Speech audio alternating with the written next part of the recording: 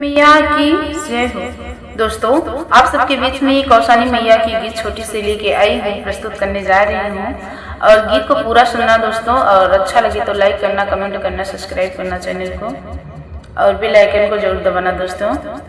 तो देर न करते हुए आइए कौशानी मेहता की गीत सुनाते हैं। एक गीत उस समय की है जब हम लोग मांगन मांगने लगते हैं तो एक दुखिया जो है मांगती है, क्या कहती है, माँ से कैसे कहती है। तो आइए इस गीत के माध्यम से ही सुनते हैं, क्या कहती है, कैसे मनाती है मैया कौशानी को, और क्या क्या कहती है। तो देर न करते हुए आइए बोलिए माता का जयकारा, बोलिए कौशानी मैया की जय। टूटे ही मरही आछवा हो कौशानी माई, टूटे ही मरही आछवा हो कौशानी माई, टूटे ही मरही आछवा हो कौशानी माई। के करे दुआरे नित घंटा बजतु है, के करे दुआरे नित घंटा बजतु है। के हो करथी पूजा पाठ हो कौशानी मैया, के हो करथी पूजा पाठ हो कौशानी माई। टूटही मरही आछवा हो कौशानी माई, मैया दुआरे नित घंटा बजतु है, मैया दुआरे नित घंटा बजतु है।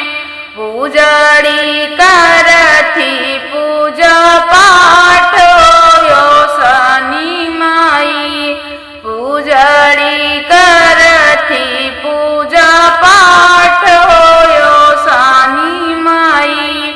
टूटही मरही आछवा हो कौशानी माई, टूटही मरही आछवा हो कौशानी माई। के करे दुआरे नित दीपक जलतु है, के करे दुआरे नित दीपक जलतु है। के करे दुआरे अनियार हो कौशानी माई, के करे दुआरे अनियार हो कौशानी माई।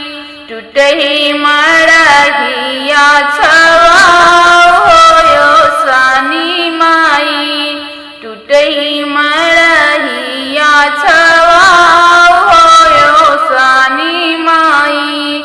मैया दुआरे नित दीपक जलतु है, मैया दुआरे नित दीपक जलतु है। दुखिया दुआरे अनियार हो कौशानी माई, दुखिया दुआरे अनियार हो कौशानी माई। टूटही मरही आछवा हो कौशानी माई, टूटही मरही आछवा हो कौशानी माई। के करे दुआरे नित लालन खेलतु है, के करे दुआरे नित लालन खेलतु है। के करे दुआरे सुनसान हो कौशानी माई, के करे दुआरे सुनसान हो कौशानी माई।